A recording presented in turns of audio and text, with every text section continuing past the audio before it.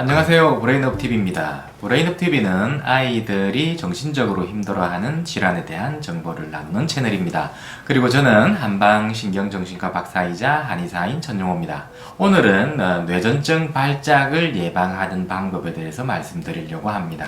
뇌전증, 예전에는 간질이라고 불렸던 병인데 사람들이 정말 두려워하고 여러가지 좋은 약이 많이 나와 있지만 그래도 아직도 많은 분들이 힘들어하고 있는 질환이죠.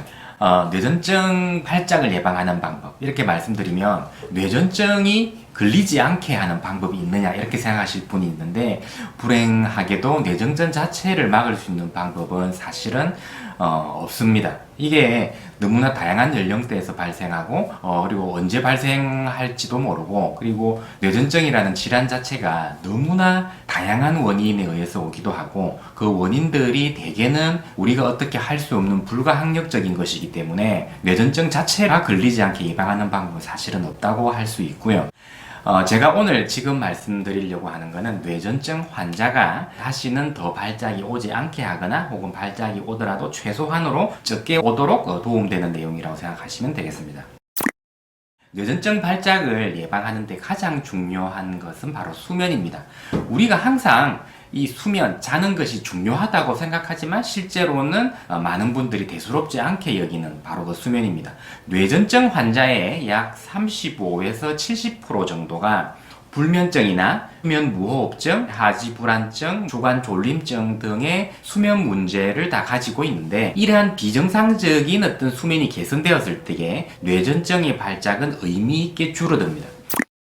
먼저 수면 무호흡증에 대해서 말씀을 드리면, 주로 이 상기도, 우리가 사람이 숨을 쉬는 호흡을 하는 상기도가 완전히 혹은 일부가 잠자는 동안에 막혀서 여러 번 계속 반복적으로 10초 이상을 호흡을 하지 못할 때, 잘 때 주로 코를 많이 고는 사람들한테 생기는데, 사실은 코를 곤다는 건 숨을 제대로 못 쉰다는 거죠. 자면서 숨을 중간중간에 잘 못 쉬게 되면 우리가 혈액 중에 산소 포화도가 떨어지게 되어서 고혈압이나 당뇨나 심혈관계 질환 같은 게 생길 수도 있을 뿐만 아니라 뇌에는 저산소증이 오기 때문에 그러한 것들이 바로 뇌전증 발작을 유발할 수가 있는 거죠.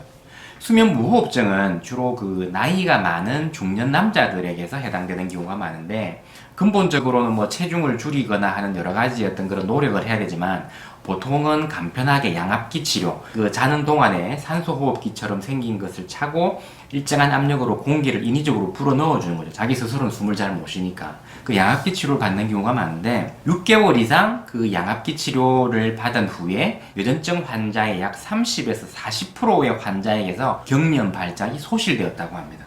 다른 새로운 약을 더 추가하거나 한 것이 아니라 단지 밤에 잠을 자는데 숨을 잘 쉴 수 있게 해준 것만으로도 약 30-40%의 뇌전증 환자가 경련 발작이 소실되었다는 거죠. 정말 대단한 확률입니다. 불면증에 대해서 말씀을 드리면, 불면증은 종류가 3가지 정도가 있는데요. 밤에 잠이 잘 들지 못하는 인면불면증, 중간에 자다가 자꾸 깨는 유지불면증, 그리고 새벽에 일찍 한번 딱 깨면 다시 잠들기 힘든 조기각성, 이렇게 나뉠 수가 있는데요. 이 불면증은 주로 소아나 청소년, 젊은 사람에게도 자주 나타나는데, 소아 뇌전증의 약 11%, 성인 뇌전증의 절반 이상에서 이 불면증을 동반하고 있습니다. 근데 이 젊은 사람들, 소아의 불면증은 대부분 인면불면증, 즉 잠이 잘 들지 못하는 불면증인데, 이 불면증이 사라지면 발작 횟수를 3분의 1 이상 감소시킬 수가 있습니다. 뇌전증이 있는 환자들, 불면증이 있는 뇌전증 환자들이 불면증이 좋아지면 발작 횟수가 3분의 1이나 줄 수 있다는 것이죠. 여기서 제가 말씀드리고 싶은 것은, 불면증 자체가 심해서 잠이 들지 못하는 경우도 있지만, 잠이 잘 안 온다는 이유로 혹은 생활 습관상의 문제로 늦게 자는 소아나 청소년이나 성인 뇌전증이 상당히 많다는 것입니다. 보통 뇌전증 때문에 저희 한의원에 내원을 해서 상담을 하다 보면 주로 보호자들이 이제 말씀을 하는 게, 애가 스트레스를 많이 받더니 뇌전증 발작을 자꾸 하더라, 이렇게 말씀하시는 경우가 많은데, 이게 자세히 물어보면 사실은 스트레스를 받았다고 하더라도 수면을 정상적으로 취했으면 발작이 잘 오지 않아요. 근데 스트레스로 인했던 어떤 다른 이유로 늦게 자거나 잠을 제대로 못 자면 발작이 오는 경우가 상당히 많습니다. 제가 그 진료하고 있는 뇌전증 환자가 한 분이 있는데요. 20대 여대생이에요. 뇌전증이 상당히 몇 년 동안 오래된 환자인데, 이 친구는 뭐 친구랑 논다고 뭐 학교 과제가 많아서 하여튼 자기 나름대로의 등등등의 이유로 항상 새벽에 잠드는 수면 습관을 가지고 있는 그런 친구였는데, 이 친구는 밤에 잠을 거의 자지 않는 날이 며칠 연달아 발생을 하고 나서 발작하는 경우가 상당히 많았습니다.